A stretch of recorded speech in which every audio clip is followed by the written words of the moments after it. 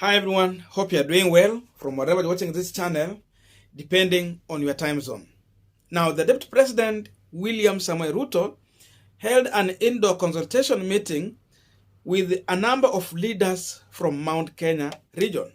And these leaders included the National Assembly Speaker, Justin Muturi, the Tharaka Senator Kithure Kindiki, and the Madeira Member of Parliament, Rigathi Gachagua. Now remember, this meeting is coming at a time when the Deputy President is expected to name his running mate. Remember, the IBC revised their submission date for the running mate from date 28 of this month to date 26, sorry, to date 16 of the next month, that is May. So they have a span of about 20 days from now. And after that meeting, the Deputy President shared some of the photos out, but he did not write anything. But Senator Kipchumba Murkonmen shared the same photos on his Facebook page, and this is what he said, having some light moments with the captain. So he shared the same photo with these leaders at the current residence. So Kenyans are asking questions. What can be the agenda of discussion by these Kenya Kwanza leaders? Because it's a section of Kenya Kwanza leaders, especially from Mount Kenya region.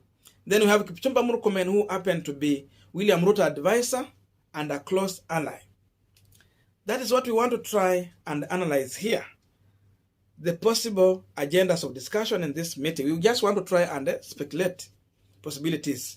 But before we go deep into that, I have a quick request. You might be watching this channel, but you have not yet subscribed.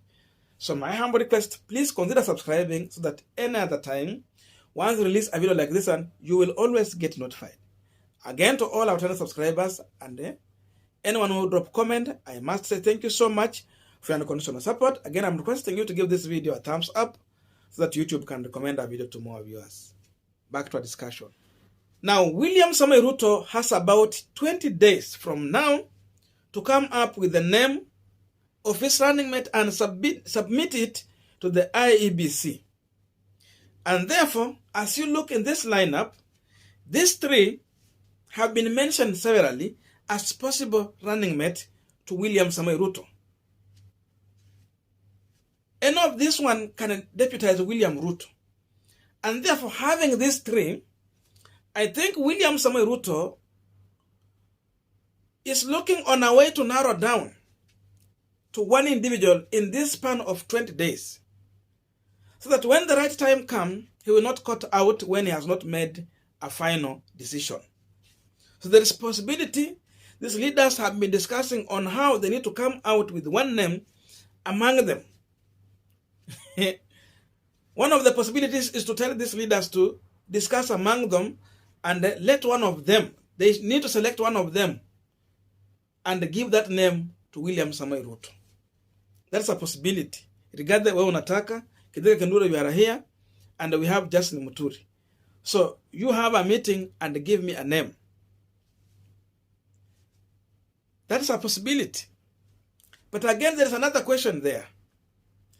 That if you look at JB Muturi and Kithure Kindiki, they are coming from Meru side, Mbeha, this Meru side.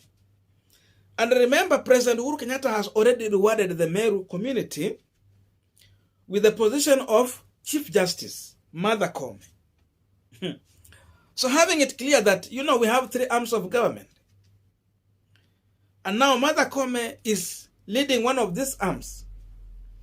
And therefore, if William Samoei Ruto is going to give a running mate to someone like JB Muturi or Kithure Kindiki, then it means he's adding a position to a community which already is holding to another position. This can be also another issue that has been discussed in this meeting, so that Ruto now can narrow down to Rigathi Gachagua. He can tell Kithure Kindiki, look here, Murkonmen anatoka kwenyu, and JB Muturi. So the best thing to do is to go back to the mountainside. So this can be a possibility to challenge these two so that they can step down for Rigathi Gachagua. and focus in other elective seat if they want. Kwa mfano Rigathi Gachagua alikuwa anataka kuwa mbunge. I don't know if Kithure Kindiki is still defending his seat as a senator or is going to be on the national campaign, because there are rumors that he will not be defending his seat. So these leaders have to have this meeting so that they can focus on areas where they need to focus more. Maybe if he's on that elective seat, someone can go and strategize in his specific constituency for that election. So that is another possibility. Another issue is that if they are coming out with a running mate who happen to come from UDA party, also these leaders are asking themselves also questions. How are we going to communicate to these other sister parties in this coalition, especially ANC party, which has been anticipating for a running mate position? So they have to think out on how they are going to communicate with this other political party so that they feel being part of this coalition rather than being thrown out, and how they can manage a fallout in case it can happen. So they have to discuss all these things. And if then they have to choose this way of maybe going from Mount Kenya region as a running mate, then how are they going to share the remaining position with other people? Because, for example, in NASA, already Raila Odinga was promising to give a super premium cabinet secretary to Musalia Mudavadi, and Luhyas were comfortable with that. That's why they were happy to vote for that ticket overwhelmingly. Now Ruto has to think, because for him, he already has rubbished the issue of expanding the executive to have a prime minister. So he cannot go in that direction to promise Luhyas such a position. So he has to think, like the issue they have been talking about 30%. But again, they have been talking about now going with the strength of political party. I don't know the strength there, how it will turn into the percentage to a community. I think they should have focused on percentage of vote from those communities. And number 3 is the issue of the burial ceremony of the late President Mwai Kibaki.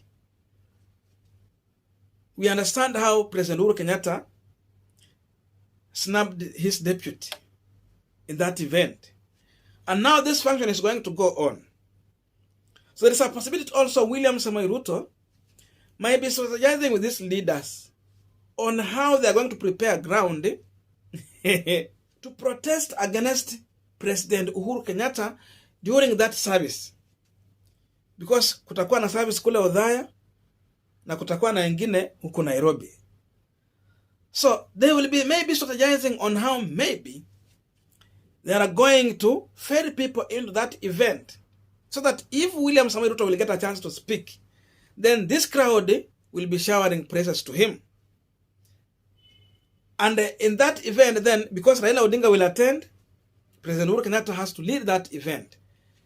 Then President Uhuru Kenyatta and Raila Odinga will not look that much popular, and William Samoei Ruto will be seen as the person of the mountain in that event. That can be another possibility in this meeting.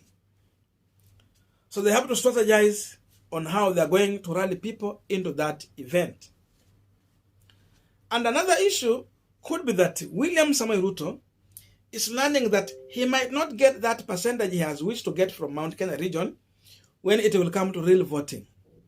And for that reason, he might be opting to go for Musalia Mudavadi as his possible running mate in this election, so that at least there are people in Mount Kenya who have decided to vote for him, whether he's giving running mate or not.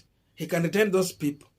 And then now, because Western region is now becoming so much slippery for William Samoei Ruto, he has to give a running mate to Musalia Mudavadi, so that some Luhyas will be enticed and vote for William Ruto.